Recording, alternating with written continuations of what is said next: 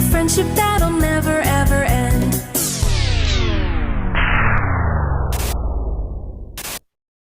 Run!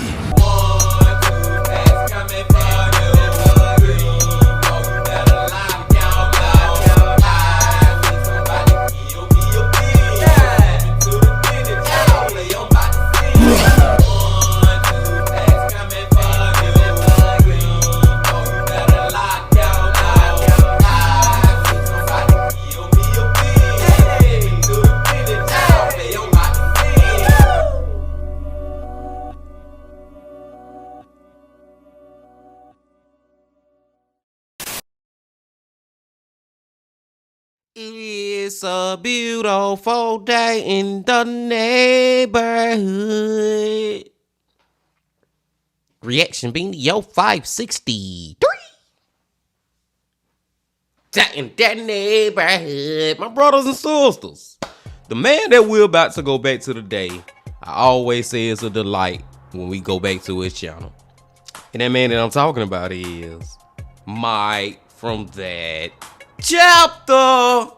That chapter Wednesdays, y'all. Hope y'all doing excelente out there today. And I'm glad that you came on back to the channel once again. So fuck with the bean. And the title of the video is YouTuber's evil obsession has a disturbing ending. Darkest YouTube channels.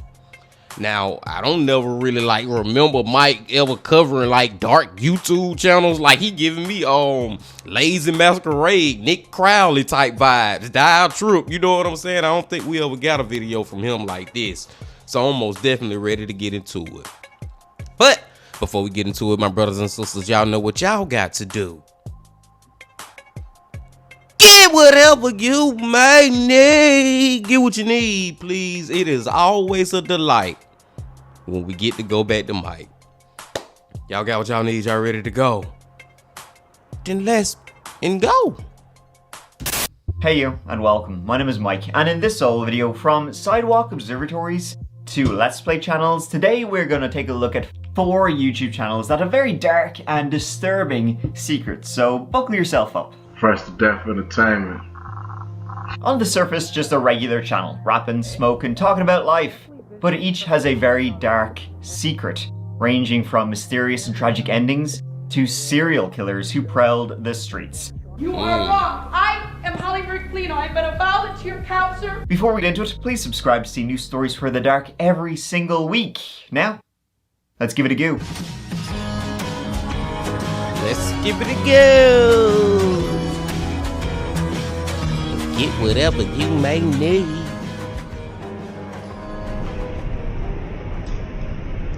The channel called Jupiter Joe's Sidewalk Observatory has been posting on YouTube since about 2015. The channel, it's pretty much exactly how it sounds. You got Jupiter Joe here, he's a sidewalk astronomer, which simply means he would set up his telescope and other equipment on the sidewalk and near subway stops and stop and look at the stars, inviting those around him to take a look, to join him.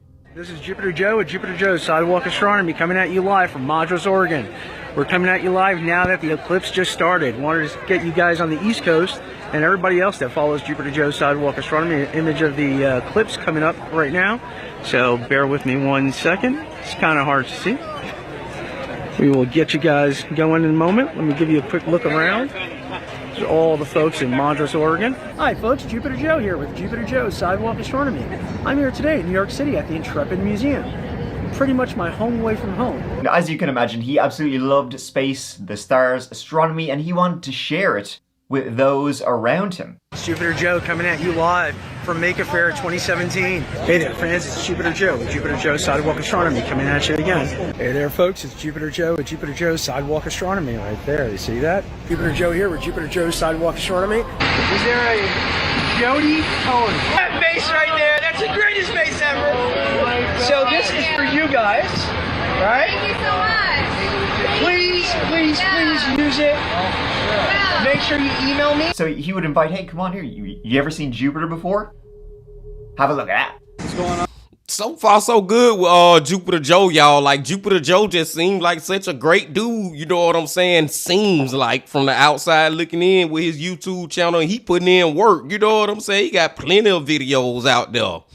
I don't know what effed up thing he got on the inside that we don't know looking from the outside, but I got a lot of craziness going in my head, y'all. Where are we going with Jupiter Joe? What is he hiding in the closet?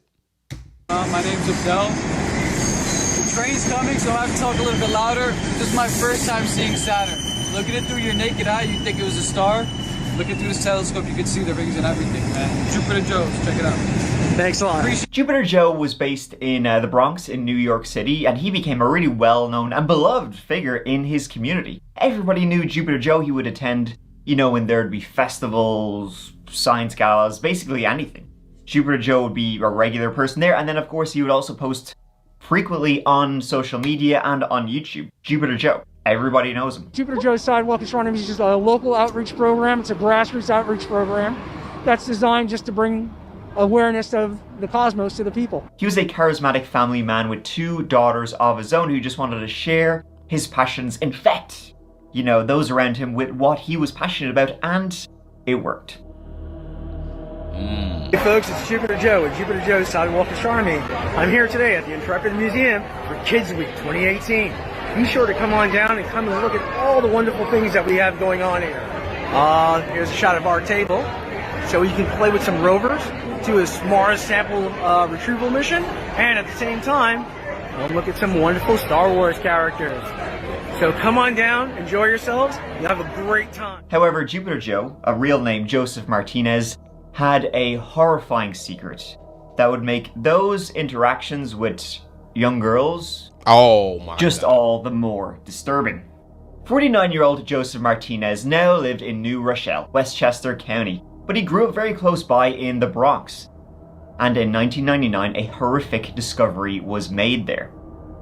In late February 1999, a 13-year-old girl named Minerlis Minnie Soriano was walking home alone from middle school. This was something she rarely did. Minnie would usually walk home from school with her good friend Kimberly, but for this day, on this fateful day, Minnie, she wanted to stop by the library, but her friend Kimberly didn't, so they just went their separate ways. And so she left school alone, and Minnie never made it to her front door. Minnie was a straight A student. She would often be seen in the lobby of her apartment building, studying, you know, and working hard on her homeworks. Minnie wanted to grow up and be an astronaut, so she had a tremendous love of space as well. And you know, when she wasn't working hard, getting A's in all her subjects, she would be writing poetry or reading romance novels. So it was that freezing cold late winter day, February 24th, 1999, that Minnie, she would get a short bus ride home usually, and then it was a short walk. Her home and the school were not too far from each other, but for some reason she never made it. She would usually pick up her younger sister, a 7-year-old, from the elementary school on her way home. She never showed up, and so her younger sister had to walk home by herself, and it was when, you know, she got home, she told her mom, that's when the alarm was raised that Minnie Soriano was missing.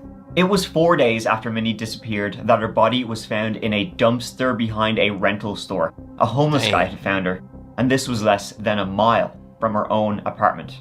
Police spent much of yesterday looking through the trash at this video store here at the Bay Plaza shopping complex in the Baychester section of the Bronx. And you mean to tell me Jupiter Joe did this, Mike? I wouldn't put it past Jupiter Joe. You know what I'm saying, man? And I ain't gonna lie, y'all. That was one of the things that I was thinking about. That maybe he may be a pedo out here. I was thinking he either a murderer or he a pedo, and more than likely he both of them to put together. Jupiter Joe, Lord have mercy. When the investigation began, it was quickly ruled a homicide. It was extremely horrifying. This young girl had been strangled to death, and her body placed inside this dumpster covered in trash bags. It also looked like she'd been sexually assaulted too. This case went cold for years and years, and then some more years. But like with everything, you know, a lot of these cold cases, it's only a matter of time, and it's really just a matter of waiting for technology to catch up with you. See, DNA had been found on Minnie's sweatshirt that she'd been wearing, but you know, testing it never brought up anything. That is until fairly recently. See, that old thing called familial DNA, it doesn't have to match you. It can match pretty much anybody you're related to by blood. And so, you know, in 2019, when that technology had finally caught up, well, New York City, this was one of the first cases they decided to test a cold case using familial DNA. And guess what? It got a ding. It got a ding in their system. But it wasn't a full match. It was a partial match. It was a partial match to Joseph Martinez's father. Now, Joseph Martinez's father had been, he had convictions, he had done some time in prison, and so hence his DNA was in the system. But by this time, when they finally got a ding, 2019, 2020, he was dead. He had passed away by this stage. But because it was a partial match, they knew it must be somebody he was related to. They narrowed it down to 3 people. One of those people was Jupiter Joe himself. Hi, Jupiter Joe here in Redondo Beach, California. This is way too low. Oh, you're looking through the wrong side. Yeah, so, not through that side. Come right around here onto this side. Joseph Martinez happened to live in the same building as Minnie Soriano in 1999. Joseph would have been 26 years old. At the time, he was actually interviewed during the investigation, and he said, oh yeah, I would see her around his building all the time. But the police, they never thought he was suspicious. They never looked into it any further. One thing that was interesting is that the police believed that whoever murdered Minnie Soriano, likely she knew of them. She wasn't described as very trusting. She was kind of described as a little bit timid, cautious kind of person. So it must have been somebody she knew, maybe somebody who shared her love of astronomy. The police began investigating Joseph Martinez. They got a DNA sample, and it was a full match for the DNA found on her sweatshirt that had been found over 20 years earlier. Hey there, followers. Jupiter Joe here with Jupiter Joe's Sidewalk Astronomy. I wanted to take a moment out of my day to give you guys a quick review of a new application that I'm using for astronomy outreach. As many of you guys know, I do tons of outreach. I bring telescopes all over the tri-state area. Whenever we come out with the telescopes, one of the biggest, most beautiful items that we're always looking at is the moon. Jupiter Joe was arrested in November 2021 and was charged with 2 counts of second-degree murder. He has pleaded not guilty. When all this came out, a lot of folks were stunned, to say the least, with quotes like, "The man I know could not do something like this. I cannot believe this. I've known this man for 30 years and never once was he rude or mean or aggressive. This can't be right." Shit, it can be right. And since you known him for 30 years, that mean that ever since you freaking known him, he already had committed that freaking murder to Minnie. You know what I'm saying? That happened in 99. You know what I'm saying? He can get caught to 2019. Yeah, that's 30 years, right? Or is it 20? Okay, my math up a little bit, y'all, but it's still a long ass time, man. 20 freaking years that man had got away with this freaking murder. And then it's so eerie looking at his videos now after we know what the freak he done did, especially the videos with him being around children. And of course, it hasn't gone to trial yet. So for all we know, he could be completely innocent. This is all alleged, but it really just goes to show that no matter who somebody is, nicest, community involved, family man, nicest person ever, you never really know what kind of dark secrets they could be hiding. Crazy, man. In 2020, a young man began posting on a YouTube channel called Juniper Crossing. The videos were all strange. I mean, almost all of the videos were of him smoking cigarettes.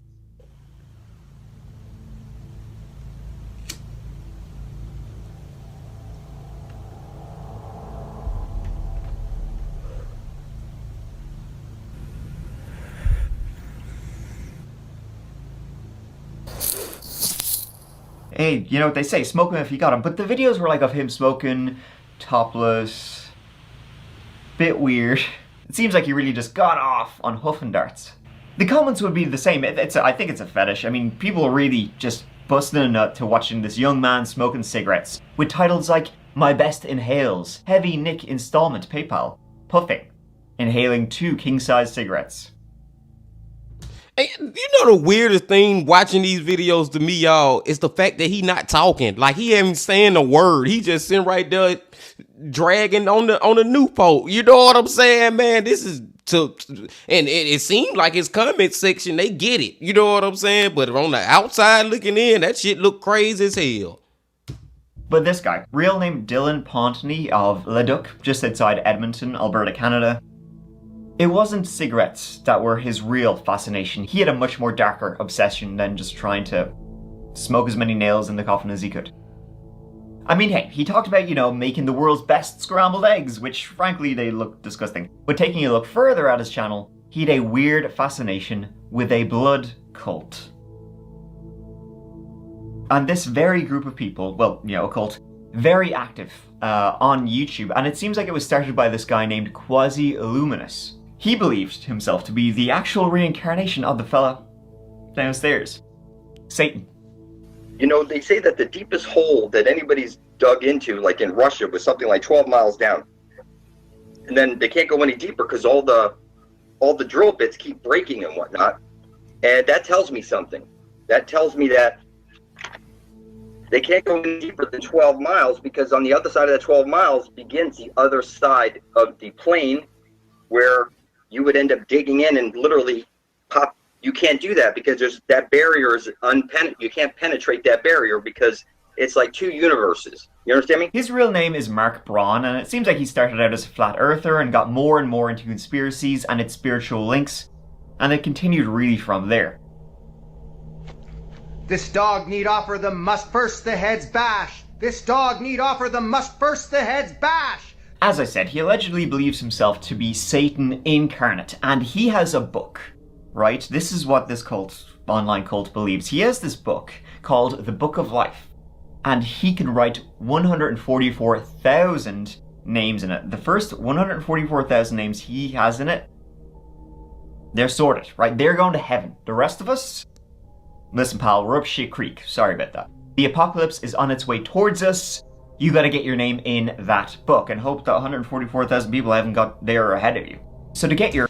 Man, this shit is all the way off the rocker, man. Like, seriously, man, what the freak are we listening to, y'all? And my biggest takeaway from all this that Mike's saying about this dude is how in the freak do he get people to believe this BS? You know what I'm saying? How do he get these people to actually join his cult and believe the words that is coming out of his mouth? You know what I'm saying? And it's just not even that. It's pretty much for cults in general, and a lot of them that we be watching over here on our channel and stuff, man. When we watch videos about cults, you sit back and you be wondering, like, how do so many people even believe some of this stuff? Now it is some legit cults out there where I can understand, most notably Jim Jones. If y'all know the Jim Jones story, the way he did it, man, I'm not gonna get into all that. But a dude like this, I wouldn't believe this man for nothing in the damn world. Man, talking about he think he's Satan. Come on, man. Let's go.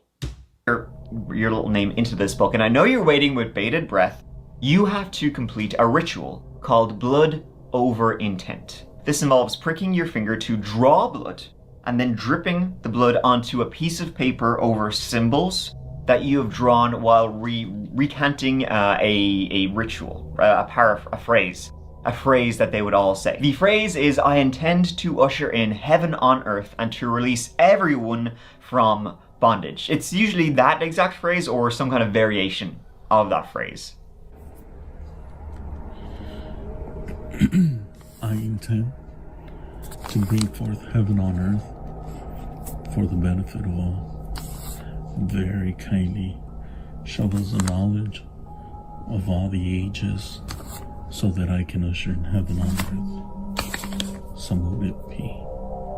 I'm the Prince of Darkness, and I intend to bring forth heaven on earth and release everyone from bondage. To complete the ritual, you have to upload the video onto YouTube. So, I mean, it's like this Quasi-Luminous guy. He's kind of like a godlike, well, Satan figure, I guess, because he can save your soul. But he needs you also to upload it to YouTube, otherwise you won't know. Because, I mean, he can save your soul, but he's not omnipotent, people. And this whole thing, this whole blood over intent cult has actually been going on since 2013. So, like, almost the early days of YouTube. This has been going on for a long time. Like, one of the sources I've been using to research into blood over intent was from 2019. So this has been going on for quite some time, and it's continuing on to this day. Now, there's so much to this whole cult thing, and maybe I'll get to it one day because it's a huge topic and it's actually still going on to this day. But I gotta give a huge shout out to Nick Rowley. He did an amazing video on the blood over intent cult and also on the Still and Penny story too, so go check him out if you want to learn more. But for now, back to Dylan, which is a story going up right till now. It was in December 2020 that Dylan did his own blood over intent ritual, violently, to be honest with you. Kindly give me the knowledge of the ages so I can carry out my plan to fruition. See what I'm talking about? That is true power and true free will. And he would post more about this over time, and more about conspiracies. These controllers, these rulers, they don't want you to know the truth. They don't want you to know the grand scheme. They just want you to blindly follow the ways of the concrete. I'm being gang stalked right now, actually. Check it out. If you can't see, it's fucking gang stalking going on right now and shit, bro. I don't know if y'all seen that, but literally the gang stalkers are everywhere, yo. I'm on this escitalopram for PTSD, and basically when all that stuff kicked in, I had this flow of information, not only from Blood Over Intent, but from the actual meds itself, that basically opened up a whole new pathway of memories in my brain, for the simple fact that I'm not of this world. For you to not see it is beyond me. His second to last video was posted on March 14th, 2021. It's extremely hard to hear, but he talks about Hitler meeting aliens in the 40s and, yeah, where's my tin? Conspiracy Captain time. And in 10 years.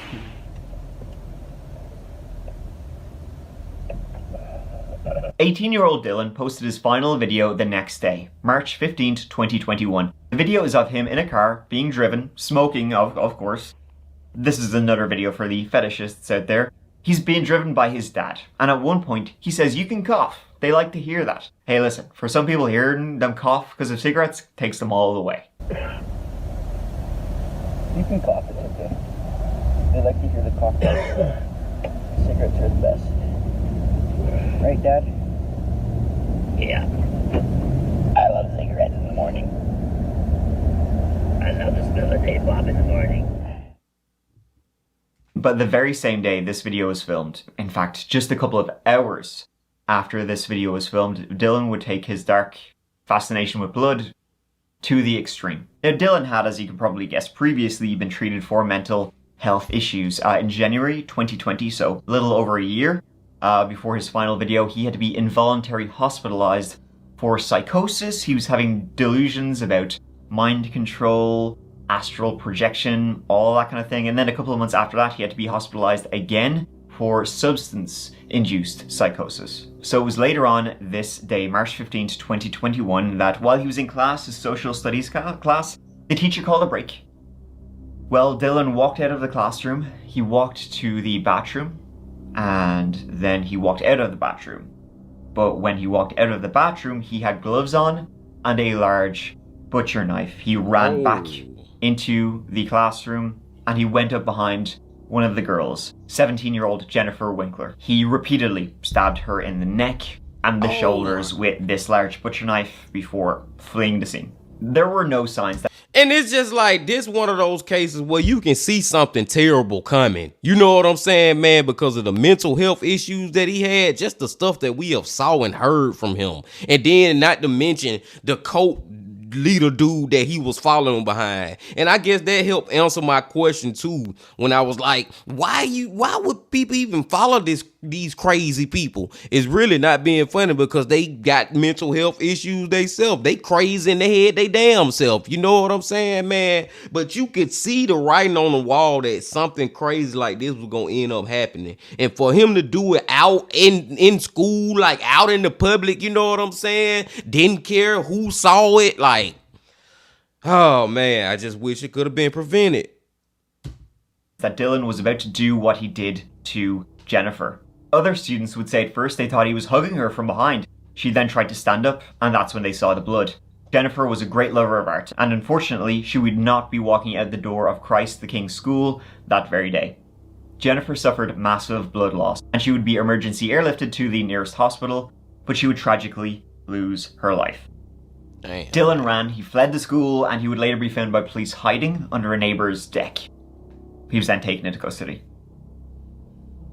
And before the killing, before he brutally murdered Jennifer, other students would say he was fine. He was grand.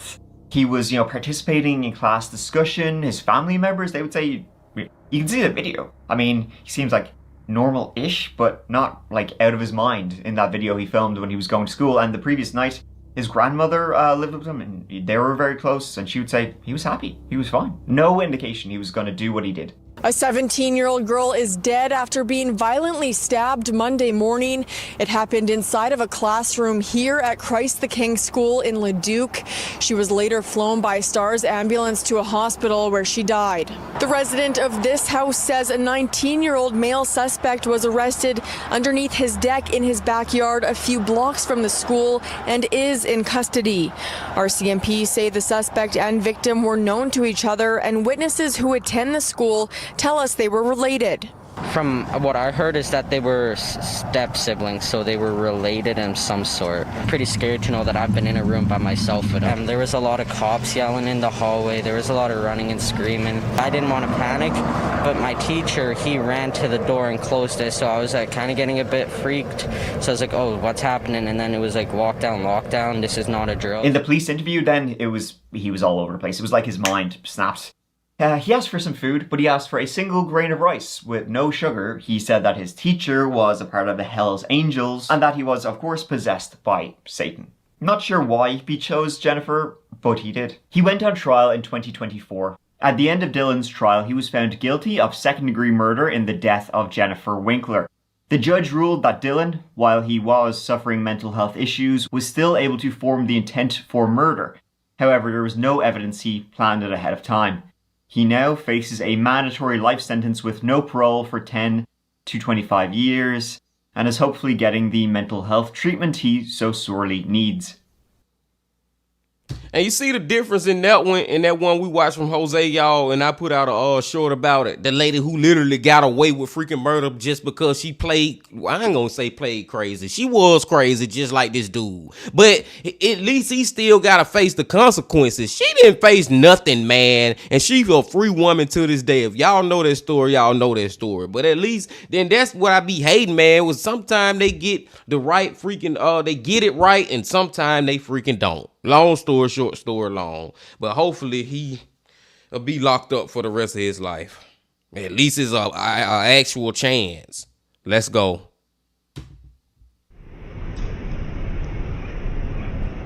On November 6th, 2015, a video was posted to YouTube and it was titled King Playbola. I don't give a F. The video features a man with a bandana hiding his face, rapping over a beat that's playing from his laptop.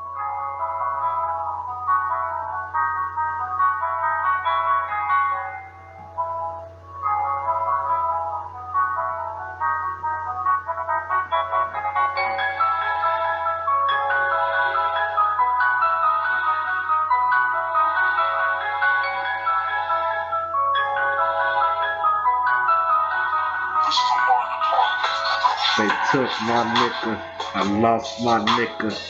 Took my nigga, I lost my nigga. Now I don't feel shit, I don't feel nothing. I don't give a fuck, all I know is hustling. Mom on my mind, drama in my heart, murder in my thoughts, God in my eye. Kind of just goes on and on and on. And this was posted to a YouTube channel titled Cleophas Cooksey. And that was actually his name. His rap name was King Playbola, but his real name was Cleophas Cooksey. And he would post more videos to another channel, a second channel, that was also titled Cleophas Cooksey. I'm not sure why he needed to create a new one, but he would just post his raps constantly. He was an aspiring musician, and who can blame him? Fresh to death entertainment.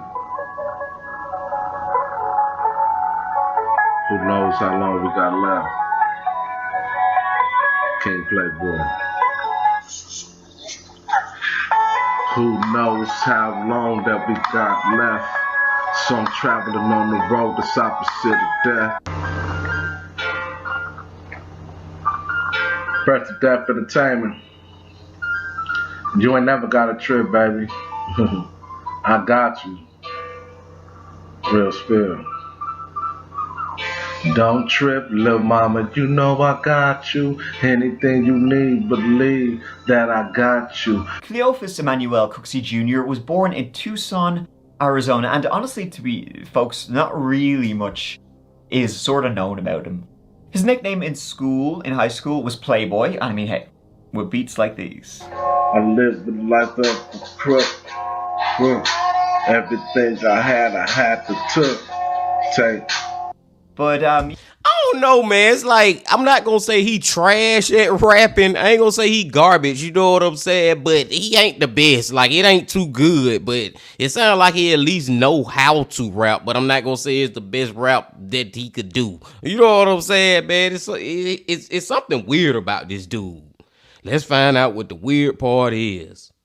You know, so that's kind of one of the few things that's really been released about him and known about him. But another thing that's also known about him is that he is a suspected serial killer. A serial killer with a minimum of 9 bodies to his name. Now, Cleophas had previously done time. He was convicted on manslaughter and attempted robbery charges 14 years before he started posting on YouTube. But then, from November 27th, 2016 to 3 weeks later, mid-December of the same year, he started murdering people in the city of Phoenix, Arizona, and surrounding Glendale and Avondale. It began with shooting 2 unarmed young men who were just sitting in their car, and then it went to murdering a man for his handgun. With that handgun, he murdered 3 more people over the course of 3 days, 2 in 1 day. His next victim, Maria Villanueva, was kidnapped, sexually assaulted by Cleophas, and then him murdering her. His final 2 victims were named on the same day. They were named Renee and Edward. That was his mother, Renee, and his stepfather, Edward. Now to the very latest on the big story rocking our community and making national headlines. One man is waking up behind bars accused of killing these 9 people in just 3 weeks. 35-year-old Cleophas Cooksey Jr. was in jail, suspected of murdering his mother and stepfather. Police made a huge break, leading to other unsolved killings, again right here. The motives for these 9 murders over 3 weeks is completely unknown. Why he went on this rampage, nobody knows. It's believed he knew 6 of the victims, he obviously knew his mother and his stepfather, and another one of the victims was his sister's ex-boyfriend.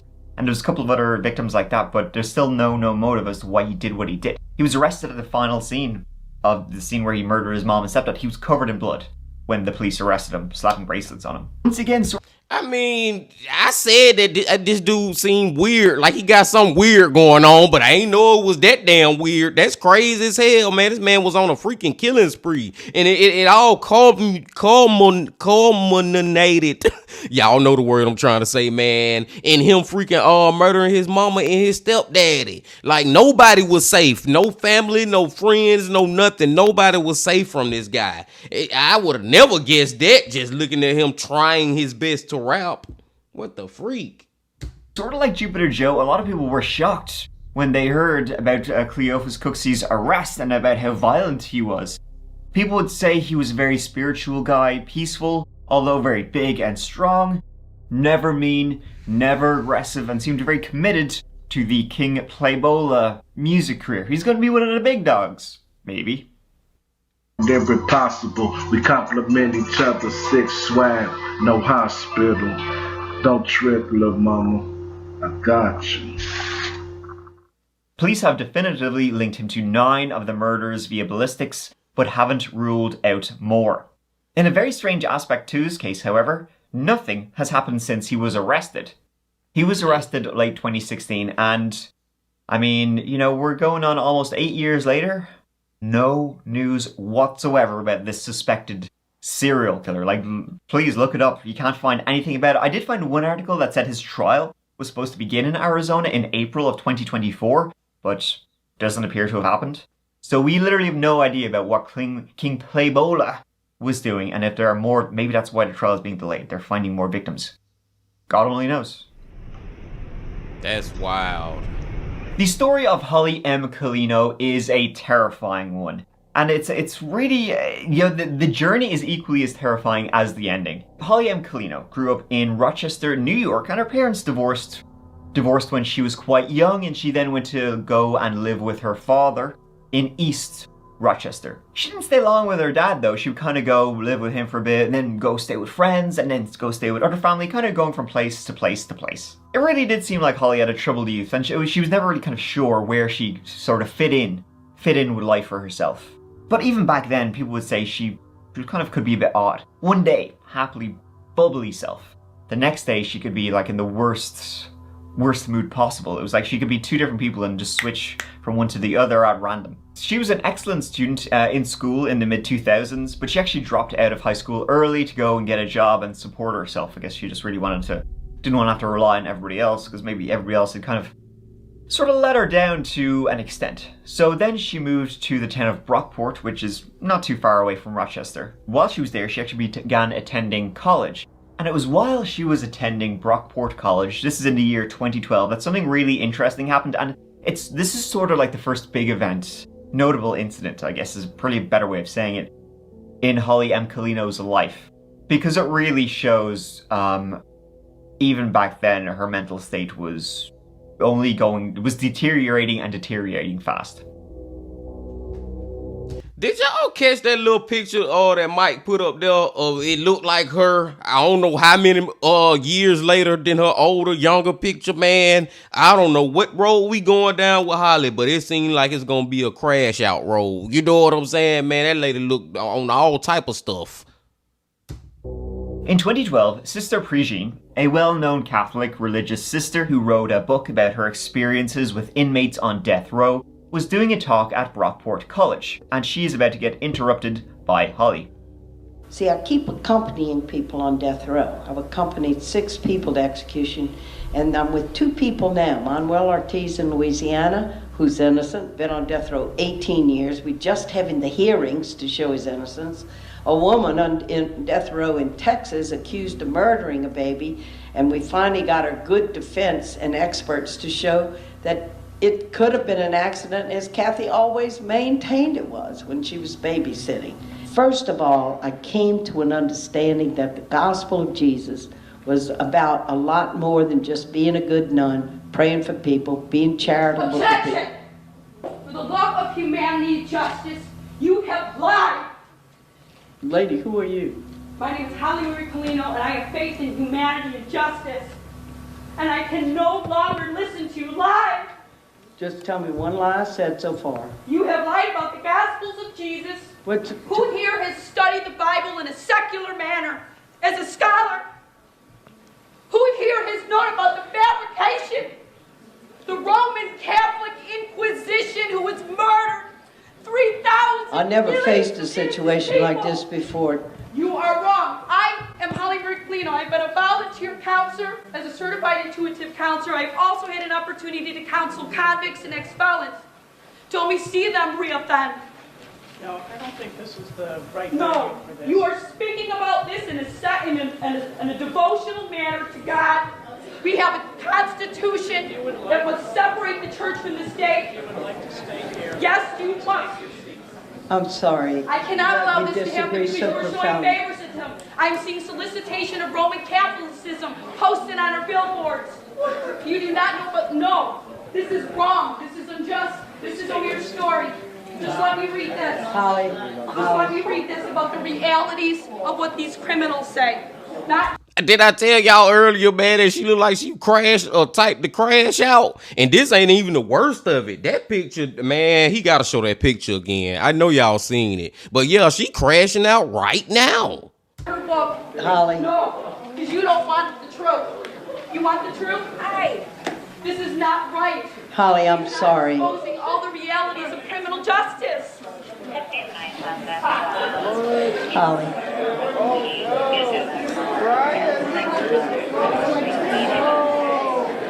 For the love of humanity and justice, get the facts. Get the facts. Critical thinking, deductive reasoning, logic. I thought you was somebody from the drama department. Holly M. Colino got kicked out, giving her little speech, and I'm not really too sure what her speech was about. It's kind of just a bit nonsensical, to be honest, but it was shortly after this spray-painted graffiti began appearing around the town of Brockport. F off, you girls who envy Holly M. Colino.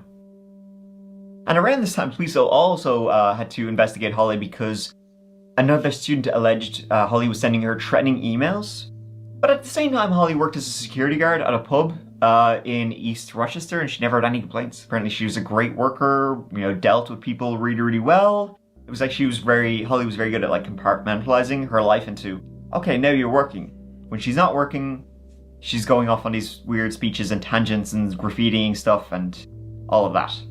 She began posting images of other women on her Facebook page, accusing them of hate crimes towards herself, Holly Clino. The hate crime? Impersonating her. Of course, trying to steal her identity. She began posting these videos on YouTube. As you will see, she's very obsessed with copyright. So I hope I'm not infringing on it, Holly. But she would make posts that were gibberish of the highest order, and it's sort of impossible to make out what her argument is and what she's trying to say. She was accusing that chapter alumnus, Dalia Dipolito, of trying to steal her identity, trying to impersonate her. Ruby Rose, actress Ruby Rose, of trying to impersonate her. That woman who convinced the guy to end his own life via text message. Her, Michelle Carter. Anybody that Holly just had in her head that people were envious of her, and she would accuse them of being haters. She called them haters who were trying to steal her identity. You man. And see, this is just another one of those cases, y'all, like from earlier, man. Well, the writing is on the wall. You need to try to get this lady some damn help before she end up doing something that we gonna wish we could have prevented her from doing. And put the hater on the pedestal. You see her? Yep, coming out of that truck. Life, she killed me. What do I do all day other than sit, even in the pines? There she goes. No? Mimicking my hair. Everywhere I turn, it's a mirage of me. Somebody imitating me. Everywhere I turn around. They're everywhere. And if she killed me, at minimum, I can show you who the murderer is. Got into a new city already. First place, faker. Faking hair, faking lips, and faking eyebrows. Yep. And it was then that same graffiti started appearing in Phoenix, Arizona. Can I record on my phone and document? So what's the problem? She asked me, she got really nervous that I hit a phone, but I'm documenting data. Making sure everything's okay. Yeah, well, I didn't complain. So what did she report? No, she said you were recording. Yeah, and so why is that an issue? We were just making sure it's okay. What do you mean it's Sure okay? you're okay? Well, why would I not be okay? She seemed to give me a little bit of an attitude. Okay. She thought I had the camera on her. No, I didn't. She thought I was filming. But regardless, I can still film at a drive-thru and document anyways. Yeah. Yeah, so she's nervous about something. Okay. Yeah. See, her family knew she wasn't well and she shouldn't be alone, so Holly would move to Phoenix and live in a home provided for her by her brother, Todd. He was just trying to look out for her sister, and I guess he's seen, the kind of things she was posting online and thought, wow, she should not be left. It's not good. She should not be left alone. It was in June 2017 that she began posting videos on YouTube, which were more or less the same as she had been posting on Facebook, accusing haters of trying to steal her identity. Brief, and I'm going to do another video about this, and this is something that I've been noticing for the past couple of years. It's called dissociative identity disorder.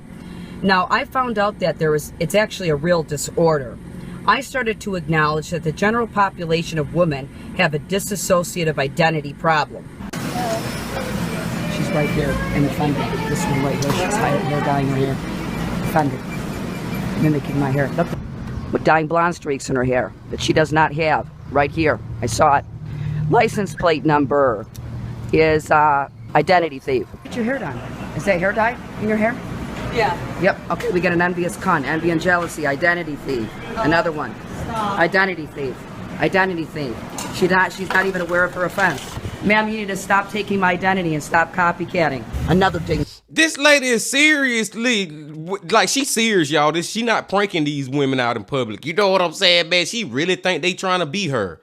Like, it was one thing to see her posting about it on the internet, but when you actually see the videos of her actually, just because another woman got her hair the same color as her, she think that you trying to copy her identity. Man, Jesus. Some people really like in the head, y'all, like for real. That stuff is real.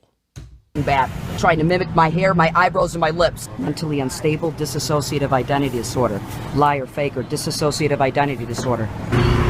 Liar! Faker! Liar! Her living in a home, though, provided for her by her brother Todd, that didn't last long as her mental health just continued to deteriorate. See, Todd's girlfriend, Well, Holly got it in her head that she also was one of the haters trying to steal her identity. She even spray painted hater on Todd's girlfriend's car, and so Todd kind of was like, alright, you're kind of on your own now. So she began just staying in motels, living in her car. Eyebrows. Offender. Offender. Offender. She continued to post about imitators, stalkers, and identity stealers on Facebook and on YouTube. This even ended up in verbal confrontations with folk who really just have no idea what Holly was on about.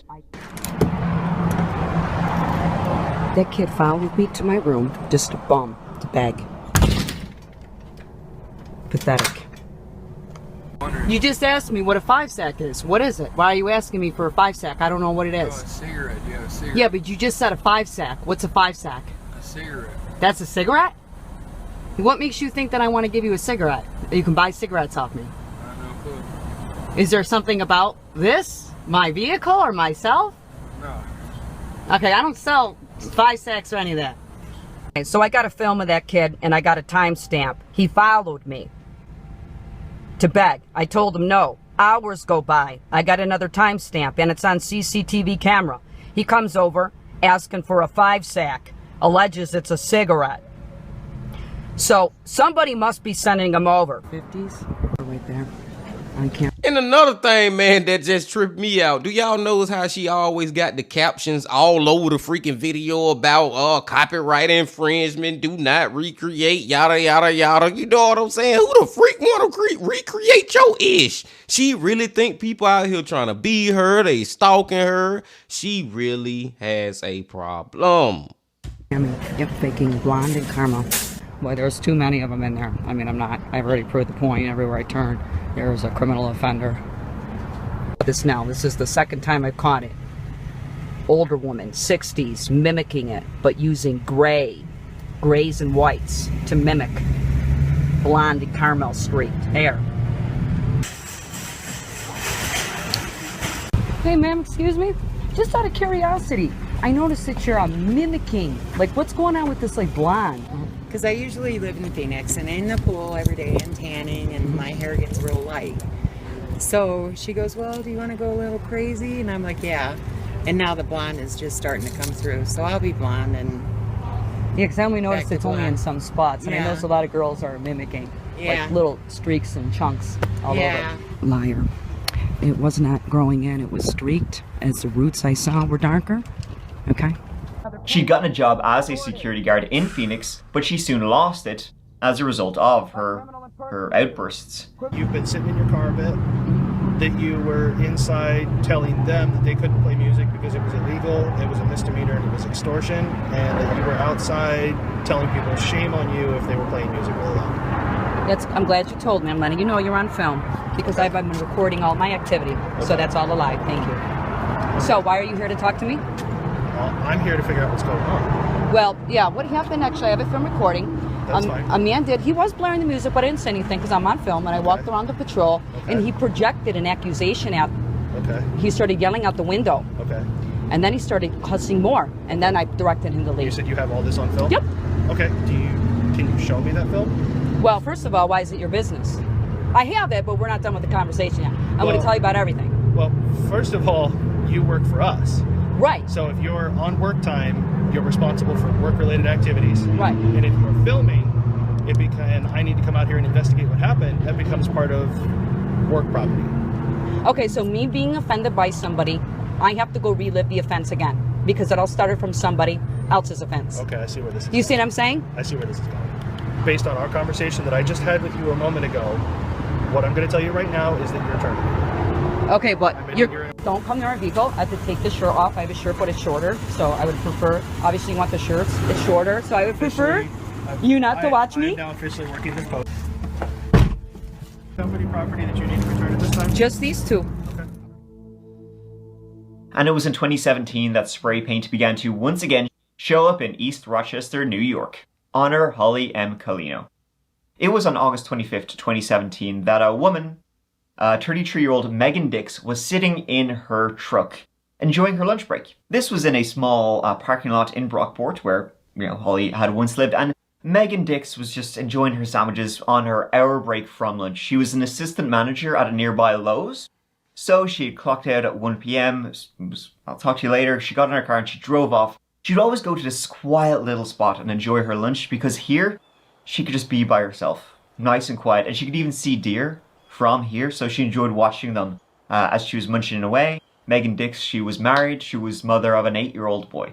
However, Megan Dix did not return to work when her lunch break was over. Now, immediately, her co-workers weren't that kind of worried about her because Megan's father was actually quite sick at the time.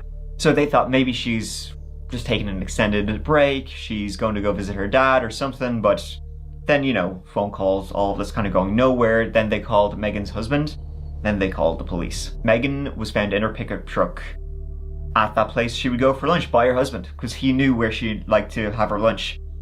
And in her pickup truck, she was lying on the side with a bullet wound in the head. Damn, man.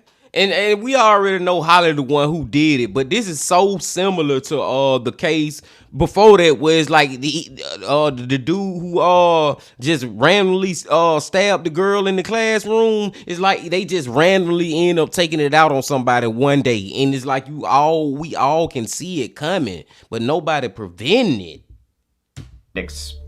Megan Dix was dead. She'd been shot in the head.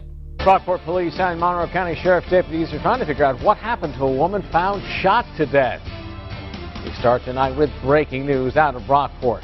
Good evening, I'm Charles Molyneux. That woman turned up last night in a parking lot. She has been identified as 33-year-old Megan Dix. This is the parking lot at the center of this investigation. It's on South Avenue. Police just took the crime scene tape down about a half an hour ago. Police left altogether about 10 minutes or so ago. They were stopping cars, asking people, were you here yesterday afternoon, yesterday evening? What did you see? Did you see anything?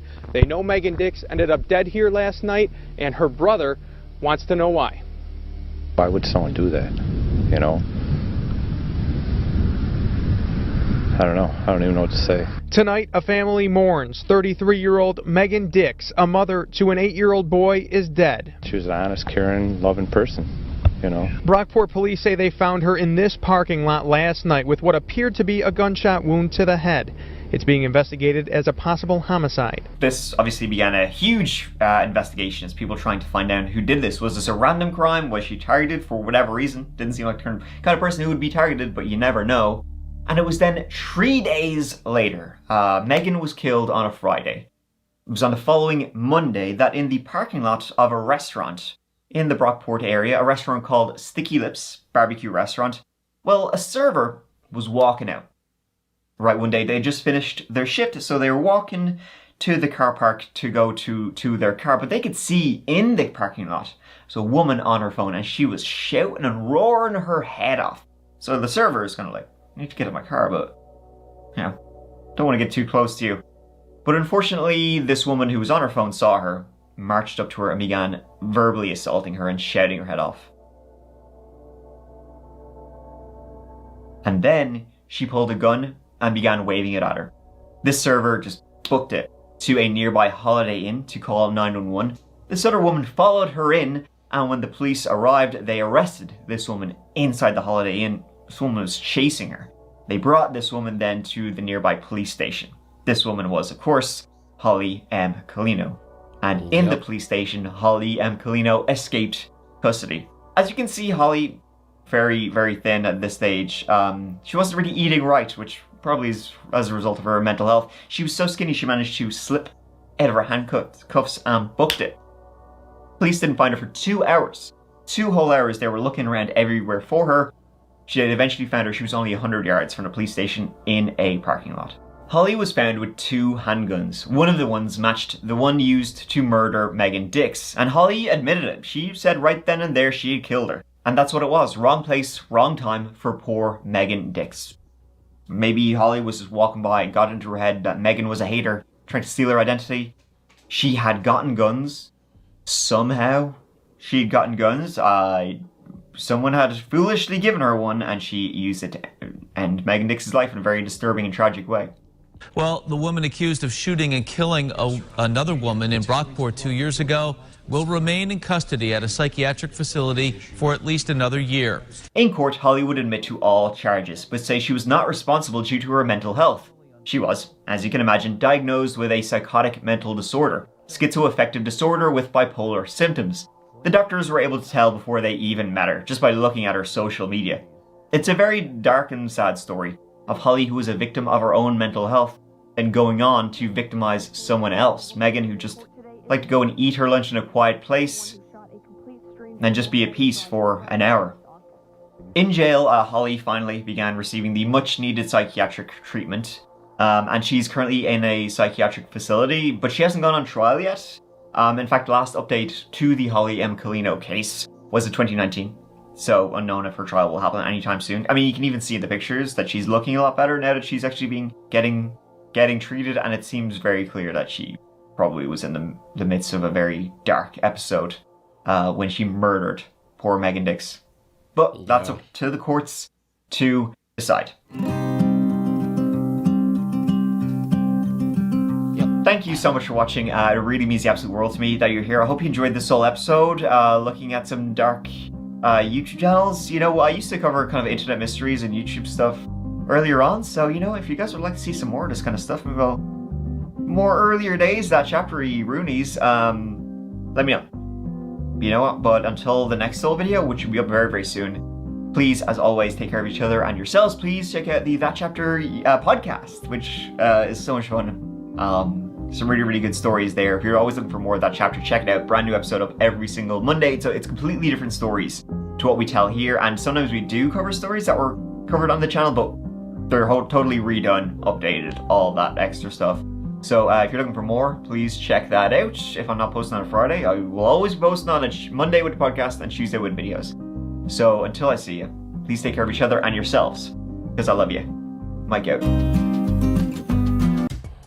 Mike out, man. Mike freaking out, y'all. And I just gotta say, and I'm serious when I say this, I just wish that there was more help for people with mental health issues out there. You know what I'm saying, man? There's a lot of people out here that be suffering from that stuff, and I just be feeling like I feel helpless in the situation, but the help really gotta come from their family, their friends, the community, the people around them. You know what I'm saying, man? I can't do nothing about it, even though I wish I could, man, because a lot of this stuff would be prevented. You know what I'm saying, man? She would have never, Holly would have never randomly killed Megan, and the dude would have never randomly killed that little girl in the classroom. But then you look at the other two cases, like, you could clearly see that Holly and that dude, they had mental health issues. But if you look, you know, y'all know the dude I'm talking about, the smoker, the cigarette smoker dude.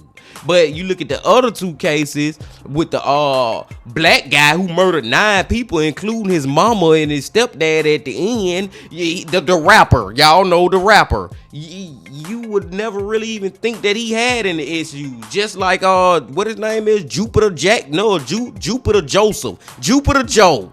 Goddamn Jupiter Joe, man. You would never think he would be like that, man, from what he was doing as far as YouTube, and he you know, doing something that's so cool for the whole community, and it's something that kids are attracted to. Because when I was a little child, astronomy was my big thing in school, like 3rd, 4th, 2nd, 3rd, 4th, 5th grade, 6th, you know what I'm saying? That was my thing, man. I was all about the universe and the planets and stuff. So I probably would have been happy to meet freaking Jupiter Joe back then hold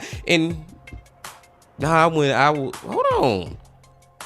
In 99, I was around the age of back then, y'all. I was around the age of, I think her name was Mimi. You know what I'm saying? So I would have been one of those children if I had met him back then on the street corner looking at the moon or Saturn or Jupiter or whatever. You know what I'm saying? And you would never know that he end up being who the freak he is. Long story short, short story long. But I digress. I'm gonna go let y'all go now, my brothers and sisters. We have most definitely been here long enough once again, my friends. Freaking watching That Chapter on That Freaking Chapter Wednesday. It is always a delight when we come back to Mike. But before y'all leave, just please hit that like button, comment, subscribe, and do all that if you ain't did that yet. And I'll see y'all again very soon And also, I need y'all to remember this. Love, peace, and happiness. Stay safe. Don't stop. Keep going. Yeah.